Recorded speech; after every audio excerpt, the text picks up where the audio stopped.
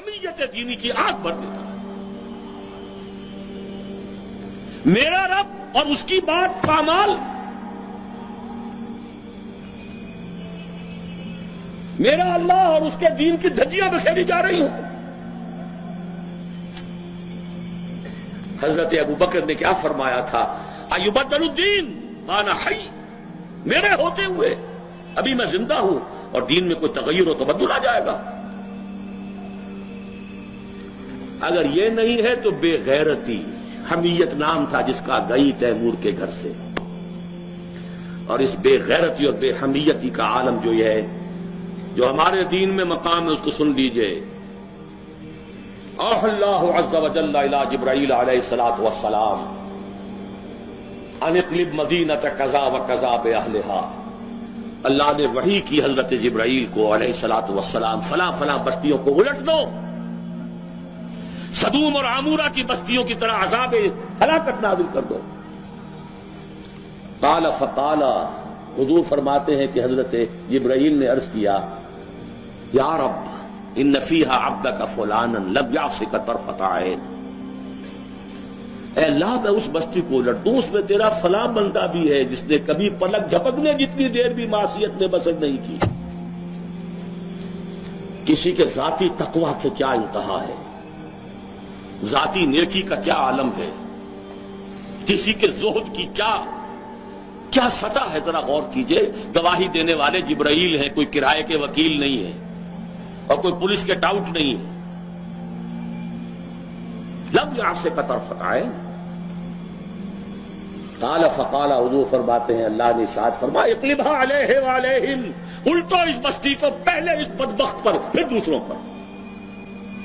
فإن وجهه لم يتمعر في ساعة قط، اس لیے کہ اس کے چہرے کا رنگ کبھی میری غیرت اور حمیت کی وجہ سے متغیر نہیں ہوا۔ اس کو کسی نے ماں کی گالی دے دی تو پورے جسم کا خون چہرے میں آ گیا، کچھ کر نہ سکا ہو، کانپ تو گیا اپنی جگہ پر۔ اب میرے دین کی دھجیاں بکھرتے ہوئے دیکھتا رہا اور لگا رہا، مست رکھو ذکر و فکر صبح گاہی میں اسے، اور پختہ تر کر دو مزاج خانقاہی میں اسے۔ انہی مسائل میں الجھاؤ۔ سورہ فاتحہ سے پہلے بسم اللہ بھی پڑھنی چاہیے، جہری طور پر کہ نہیں پڑھنی چاہیے۔ 1.5 گھنٹے کی تقریر سننے کے بعد اصل مسئلہ یہ اٹھا، بیڑا یوں ہی تو غرق نہیں ہو گیا ہے۔ جس نے کہا تھا کیا اسے معلوم نہیں اختلافی مسئلہ ہے؟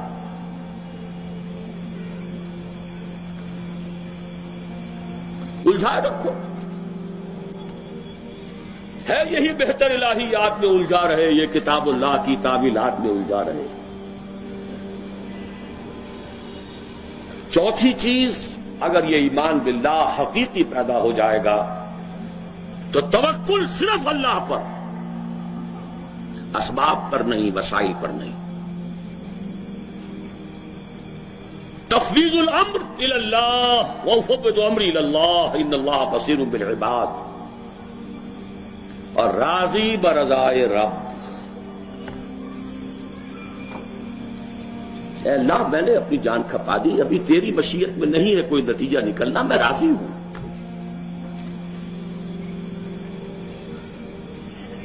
جان دی ہوئی اسی کی تھی، اب تو یہ ہے کہ حق ادا نہ ہو، تیری اپنی مشیت ہے۔ اس کی بے نیازی کا عالم یہ ہے کہ جلیل القدر نبی، اللہ اکبر، حضرت یحییٰ علیہ الصلوۃ والسلام، وآتیناہ الحکم صبیا وحنانا من لدنا وکان تقیا، اور ایک رقاصہ کی فرمائش پر گردن اڑا کر تشت میں رکھ کر سر پیش کر دیا، نہ آسمان پھٹا نہ زمین شق ہوئی۔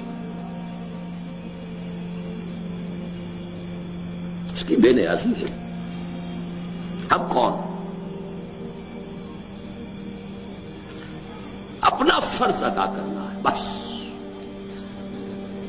توکل اس پر، تفویض الامر اس کو، اور اس کی رضا پر رضا۔ ہم بھی تسلیم کی خو ڈالیں گے، بے نیازی تیری عادت ہی صحیح۔ 4 چیزیں ہوں گی تو یہ جہاد فی سبیل اللہ ہوگا۔ اور ابھی صرف ایمان باللہ کی بات ہوئی. اس کے بغیر کود جاؤ میدان میں، رام بھلی کرے گا.